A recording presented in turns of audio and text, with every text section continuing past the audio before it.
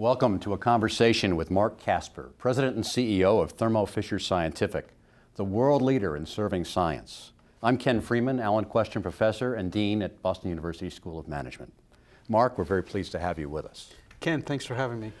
Marc, your background is quite remarkable. You've had a number of different roles along the way, from strategy consulting to investing to operations to general management, and now, of course, as CEO of one of the world's great companies. How did your career come about?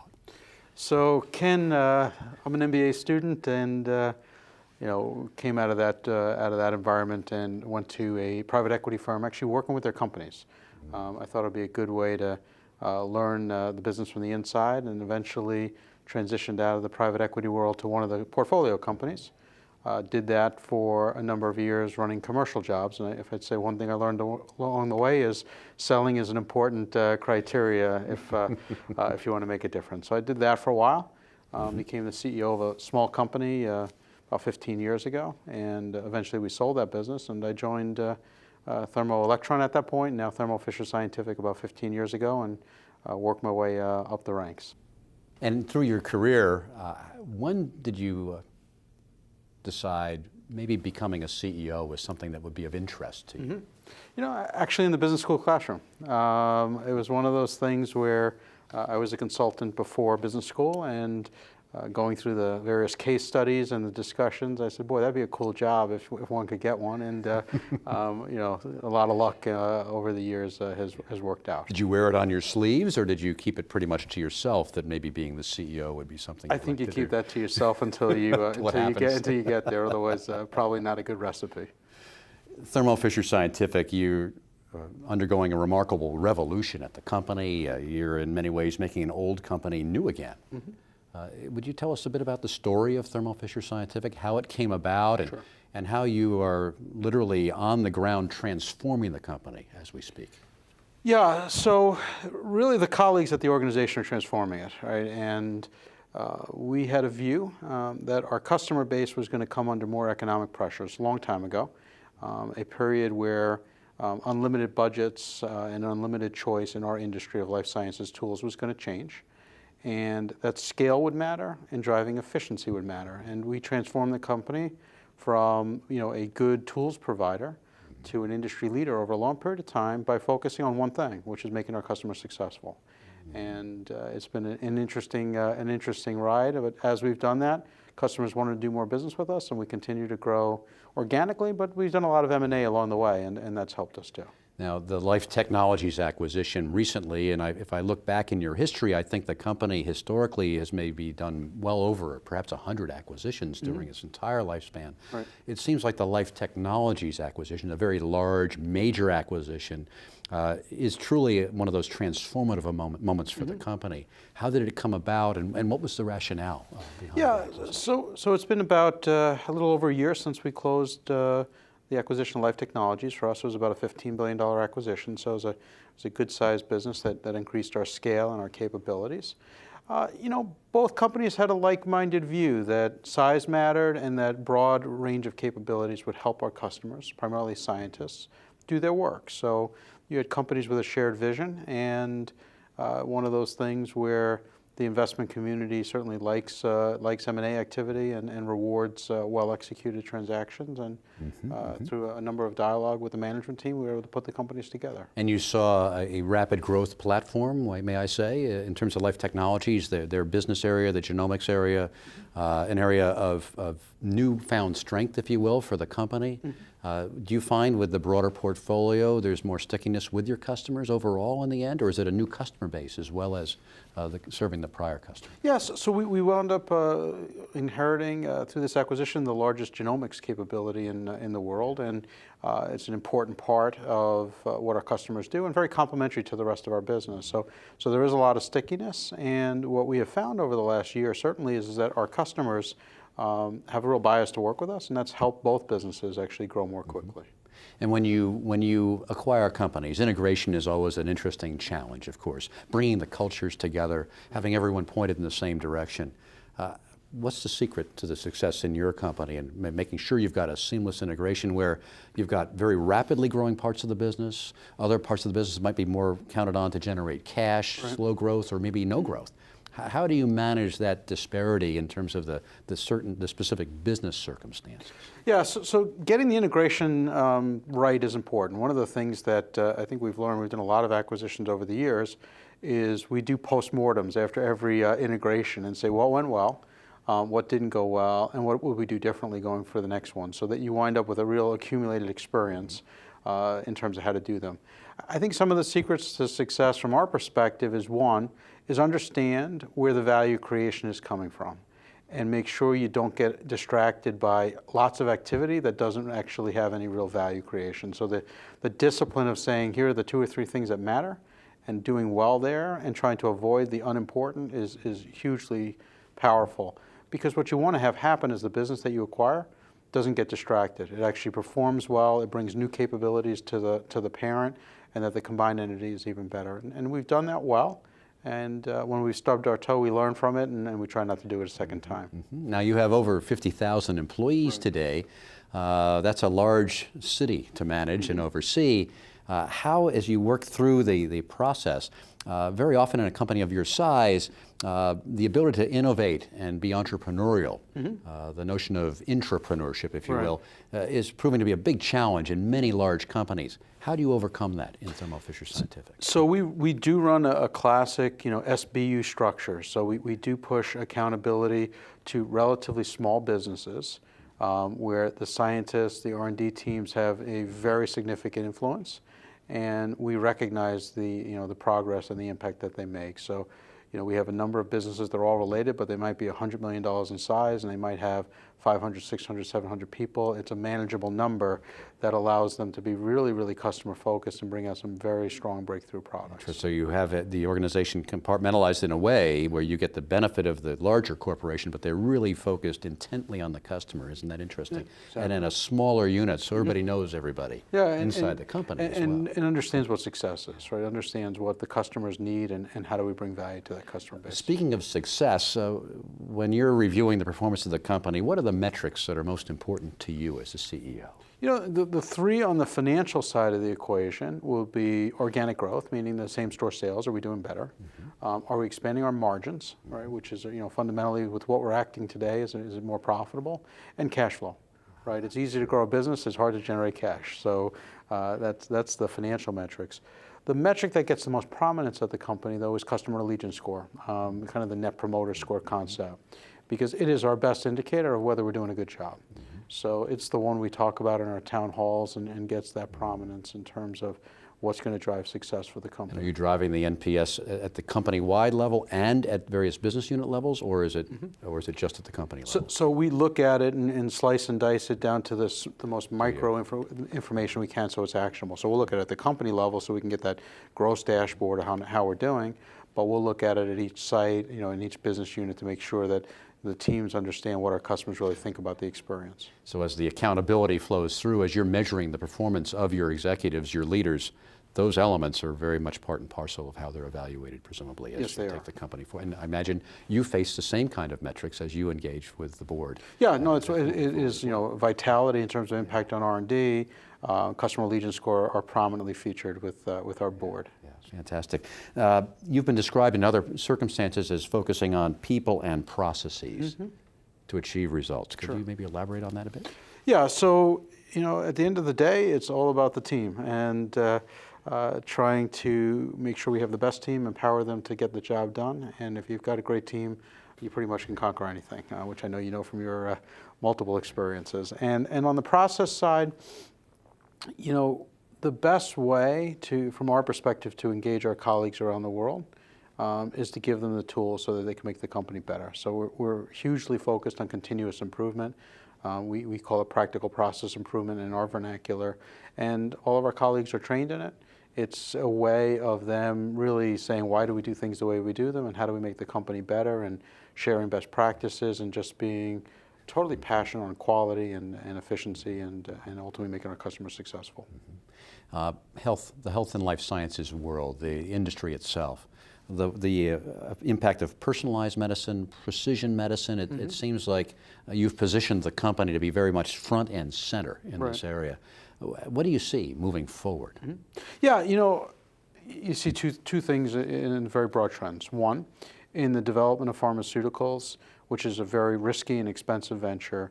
The life science tools that are out there are helping those companies, our key customers, actually get more medicines to market quickly, because you can select the right patient so that it becomes much easier to get drugs approved and reimbursed.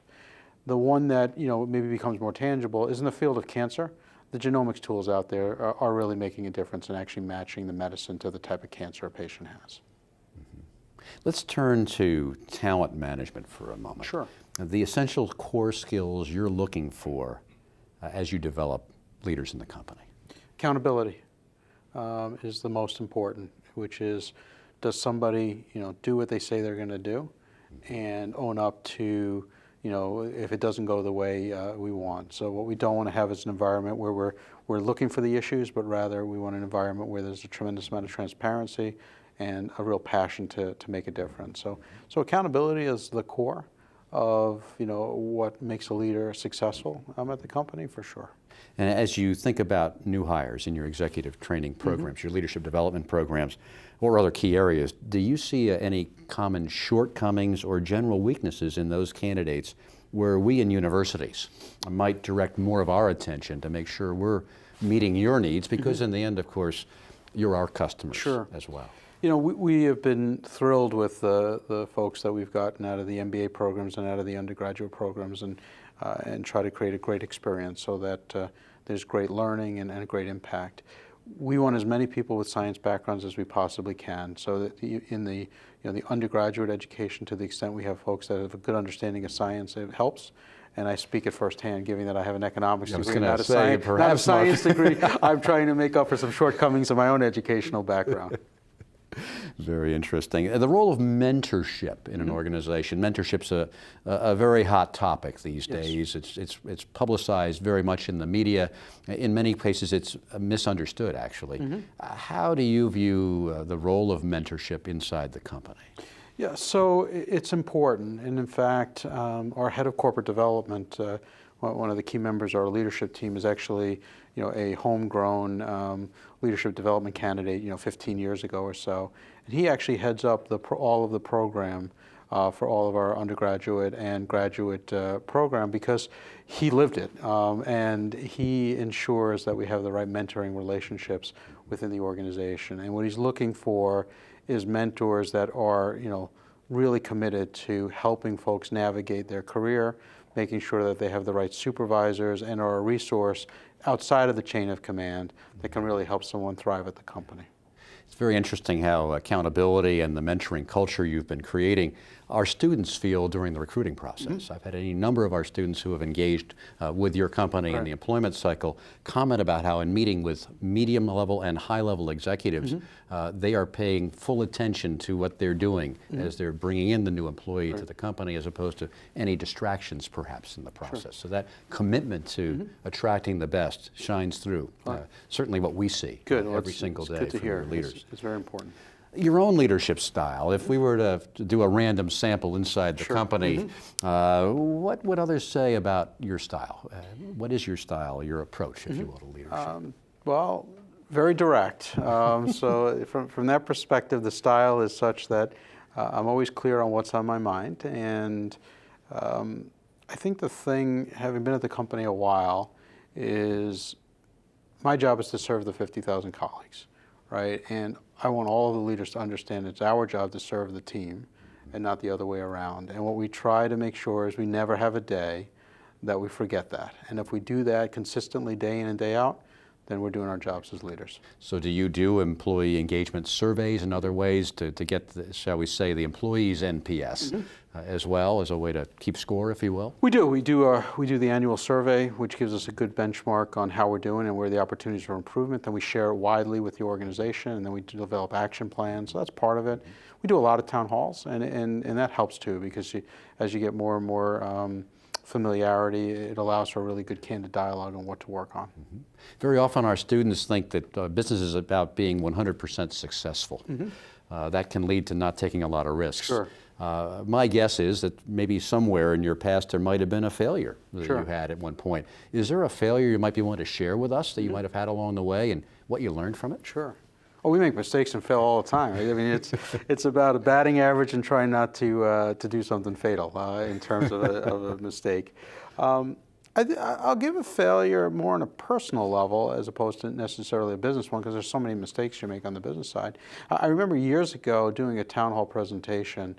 This was before I was at Thermo Fisher, when I was running a big commercial team, and someone asked me a question, and I was annoyed by the question, and I kind of gave a quick response to the answer, and I kind of moved on.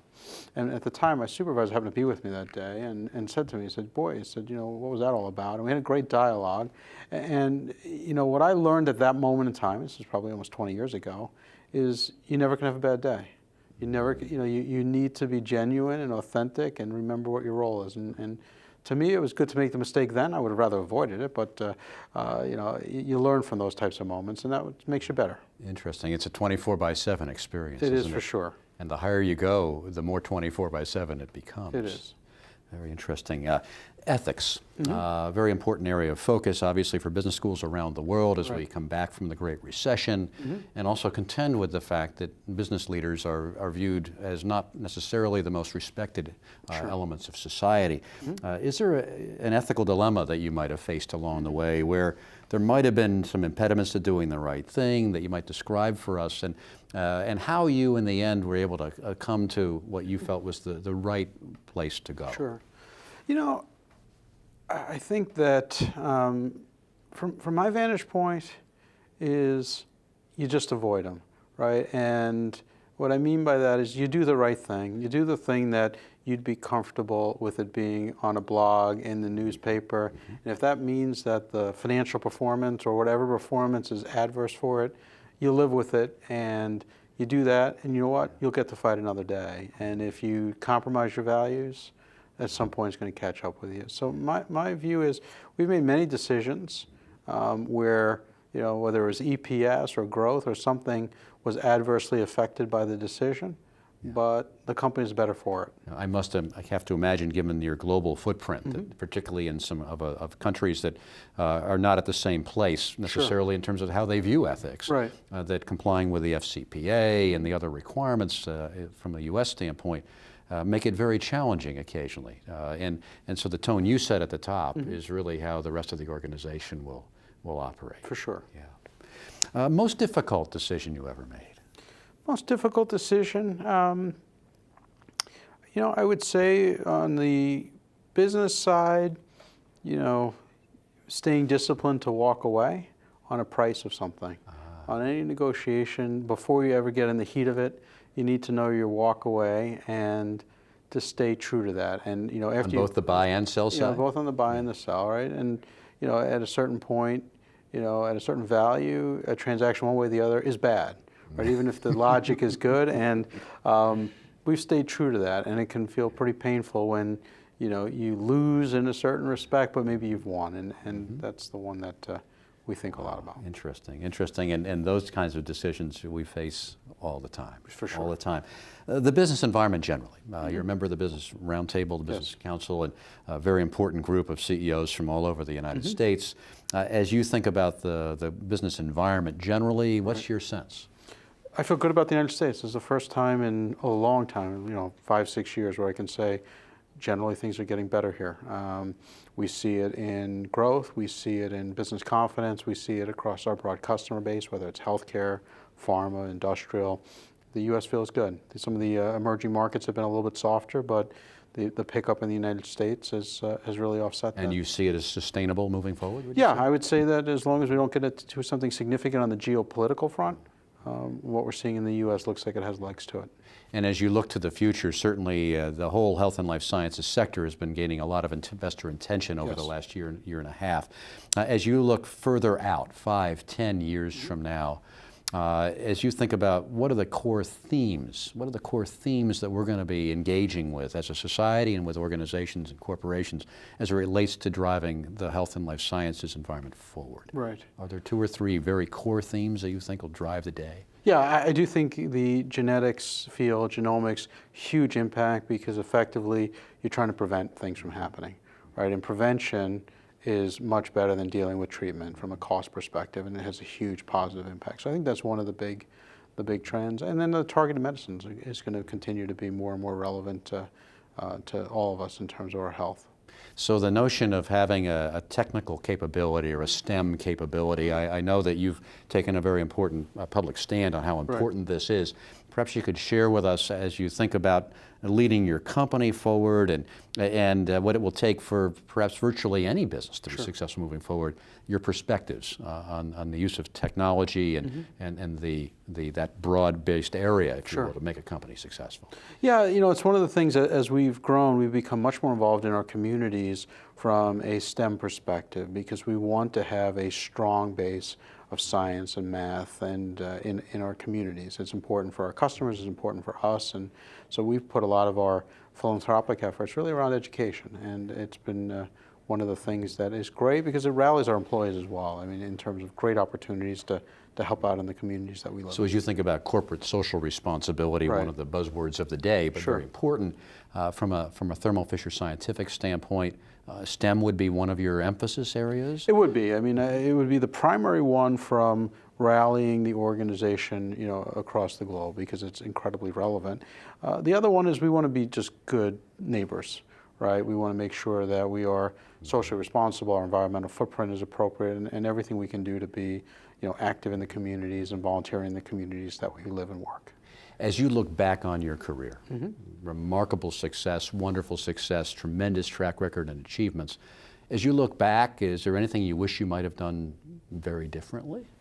From my perspective, I probably would like to have spent more time learning some of the science earlier in my field. A little bit would have been, from an education, would have always been helpful, but I've surrounded myself with great people, and that supplements it.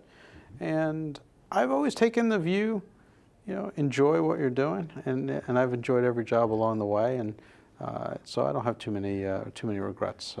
And speaking of fun, what do you do for fun when you're not I at work? have two great boys that are 11 years old, and that's wow. all consuming. That's fantastic. One final question for you, Marc. We have a number of students, obviously, that are looking to get ahead in the world. They're in college for that very reason, whether it's undergraduate school or graduate school. So any final words of advice you'd have for students that are contemplating what to do when they leave the safety of a university environment and strive to go out there and make a difference in the world? Yeah, so I have two reactions. One is do something you're going to be passionate about, because any career takes a lot of energy and effort, and it's that intrinsic passion that's going to make a huge difference. And the second one, which was something I remember actually my tax professor said to me in business school, and I don't know why we even had the dialogue. He said, it's a really competitive world, and go where the competition isn't so tough. And when I went into life sciences tools, it wasn't a hot field. So I went to a place where maybe there was less competition. So maybe that's the other words of wisdom I would share. Well, outstanding words of advice, and thank you, Marc. Thank you, Ken. Thank you, everyone, for joining us. We've been in conversation with Marc Casper, President and CEO of Thermo Fisher Scientific. Thank you, and thank you, Marc. Thanks, Ken.